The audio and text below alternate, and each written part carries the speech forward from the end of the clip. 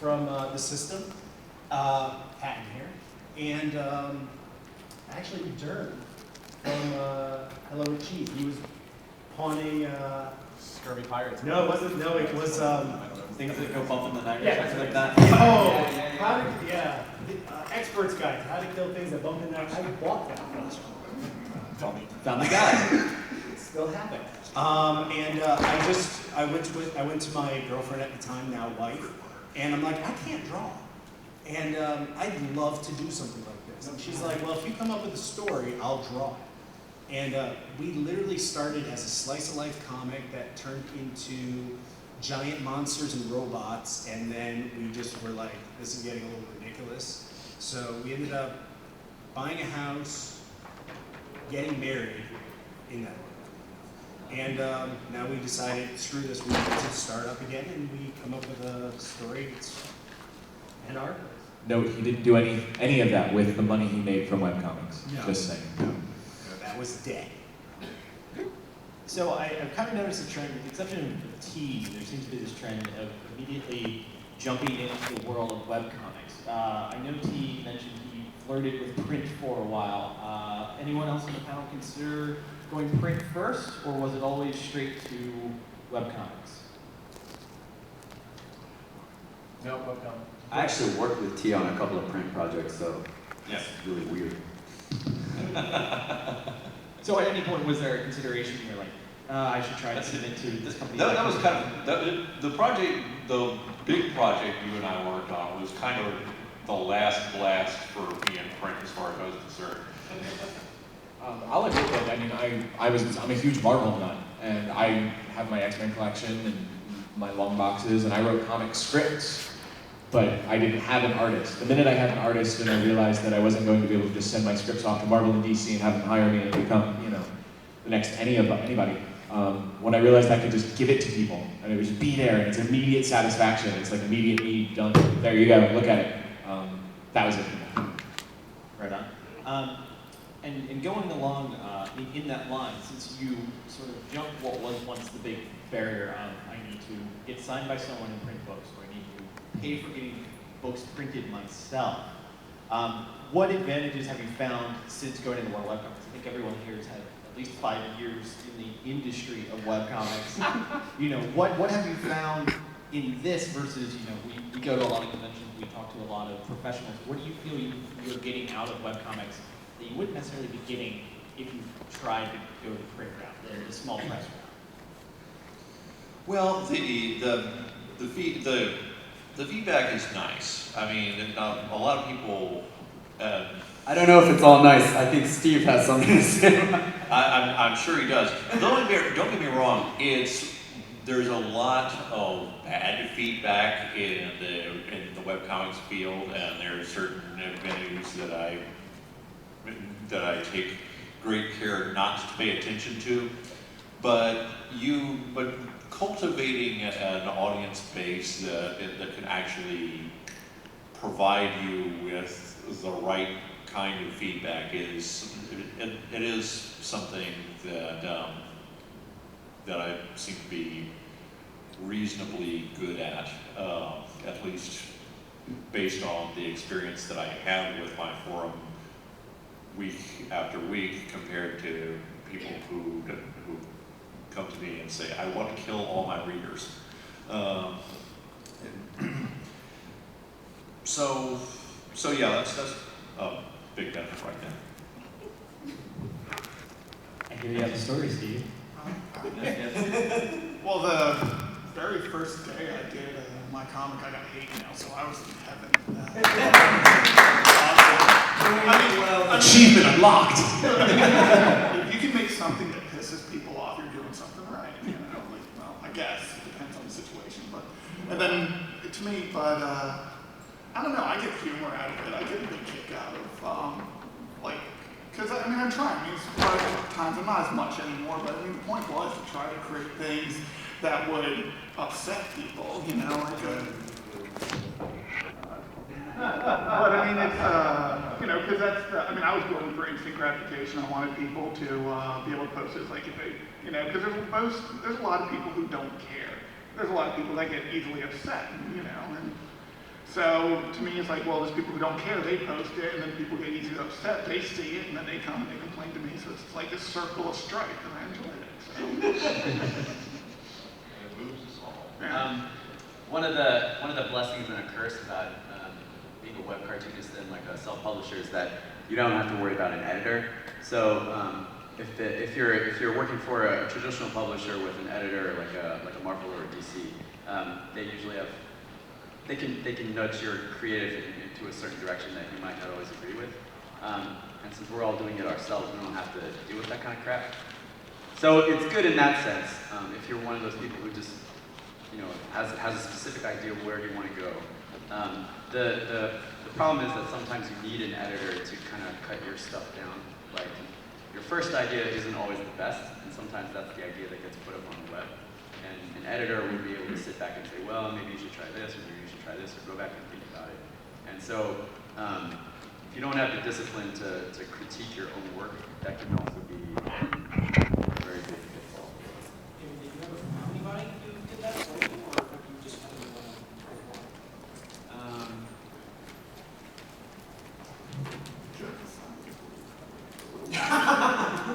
Well, I was a colorist professionally for a couple of companies, and sometimes they would kick the pages back to say, hey, this is the wrong time of day, which is kind of important for coloring a comic. But I've never had the experience of working with an editor per se. Would we have more faces? It's always when it's your turn. We'll continue down the row, and when we get to you guys, I'll explain what we're discussing, and you can choose yourselves an answer. It'll be great. Or maybe you could just guess. Yeah. yeah. We'll do it through interpretive dance. That's really good. Guess what we're talking about? The Funyuns panel? Why do you Those think Christmas American things are delicious? Delicious. No, it's my turn. What was the question? I lost it now. Well, I'll go back to it so you guys are. See, I'm helping you. In the loop. It's for them. Basically, the advantages you found in working Oh, in right. the webcomic medium versus, say, print or that sort of thing. Actually, everything that Jamie said was 100% correct. Jamie's got to stick together. The fact that I sit there, and my comic doesn't take a long time to draw, sorry, but in that I write very quickly as well. So my ideas fly out of my head onto the panel, and it's done. My wife, who's sitting right back here reading her Kindle, can attest that if I have any question, if I have any like smidge of a doubt whether a comic is funny or the punchline hits or the third panel leads to the segue properly or if I'm missing a beat or something, she'll tell me because I'm asking her incessantly. Yeah. I'm obsessively complaining about my own work. Oh my God. Thank you, dear. But in that, I've also found where it's a comic where I'm like, oh, this is brilliant. Like, Record Demi Destroyer, it's there. It's panel 3, panel 4, it's set up, it's done. And she'll look and go, I don't get it. What do you mean you don't get it? Record Destroyer, it's there. Was that before the 80s? That's a lot of what I get. So it's even when I think a joke is like perfect, even when I've formulated it and it's mathematically sound as far as comedy goes, I need that editor because sometimes my beat is totally off because I know how I got from A to Q, but she, who doesn't understand things that happened before 1990, sometimes has to go, no, not all of your fan base is an ancient bastard like you are. Those are her words, not mine. So yeah, it's good to have an editor sometimes. Thanks, dude. No problem. But the instant gratification I find to be fantastic. I post up a comic and I know it's posting at 2 in the morning and my phone wakes me up at 3 in the morning with boop, which means number one, my readers are insomniacs, and number two, I've achieved what I'm looking for, which is somebody liked it or hated it enough to go, gotta say something to you, sir. I've taken issue. Your turn. Yeah, editing. Editing is why we stopped doing the first comic because it was going nowhere. Because I'm writing my girlfriend. My, girlfriend, now wife, was just kind of, what am I drawing?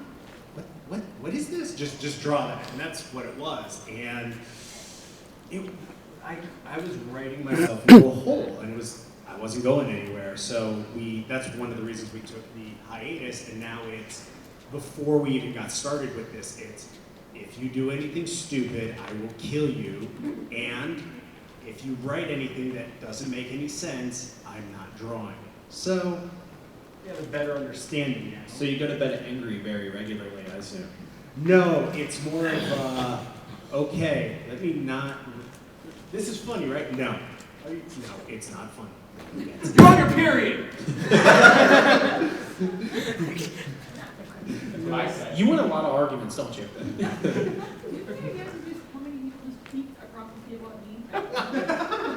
High five. Sorry, Kevin. It loses all arguments. I'm sorry. It's just what I respond with when I get a confrontation. I know, you say it to me too. Kevin, as you were saying. I have no clue where the hell I was going with any of that conversation. I got I'm sorry. You had your period. Kevin's finally a woman, everyone. Moving on down the table. Our two additional panelists, as I was saying, the benefits you found, doing your own work, doing your own webcomics, that sort of thing. Please introduce yourself. I am Vitaly Alexius, and I do the comic Romantically Apocalyptic. Woo!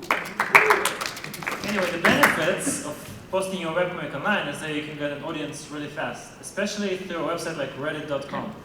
So if you guys are thinking about starting a webcomic, you can post it on Reddit, and if people like it, they'll upload it to the top, and they might get 100,000 views in a day, no problem. But if you want a consistent base of fans, you want to post it on Facebook and DeviantArt. There you gather watchers or fans. You build up an audience really, really fast as well. And this audience stays because every time you post something new, the audience comes back, the audience responds to you, it helps you develop your comic, you find new friends, you find publishers if you want later on. They can publish your work and help you distribute it. So it's great that we have the internet right now. It's great that we can post the stuff online and get lots and lots of fans. Like, if I was to post Mark in an art gallery, we would never get 1 million views. Like, it's just impossible. But on the web, my comic gets 1 million views in a month, no problem. 1 million to 4 million. Rob. Hi, I'm Rob Denblaker. I do Cyanide and Happiness. And There you go. benefits of webcomics over print comics. Let's see, everything. There's not a single good argument to be made for print comics these days. Like, Well, what if you get really cold? You own a smaller percentage of your work if you're publishing it through a publishing house or in a paper. You're killing trees. You're using ink. Webcomics produce their own photons. You don't even use paper. Like they throw like light at you. You don't even have to like print anything. It's just beautiful. Like Billy said, you can use you can reach a wider audience through social networking. You don't have to rely on advertising. You can just use word of mouth. And more importantly, like you own everything you make. It's 100% yours. You publish online. Now, interesting point that you were touching on there that I wanted to ask the group. Recently, especially I think Boom in particular has been picking up a lot of people. You see Meredith Grant, who does Octopus Pie, now doing an Adventure Time book. Ryan North, who does Dinosaur Comics, writing an official Adventure Time book, that sort of thing. If any of you were approached by a publisher with licensed work, that sort of thing, is it something you have interest in? Because there definitely seems to be a trend these days for the publishers. Webcomics are hot. They're what's people are into, more so than even print books would sell, maybe 100,000 copies if they're lucky. Is that something that any of you have interest in doing?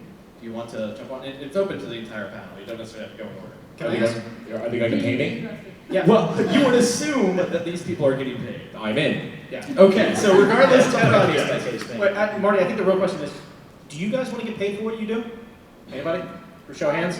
Well, hang on. I will say based on These guys are all leaving. They're like frickin' sellouts.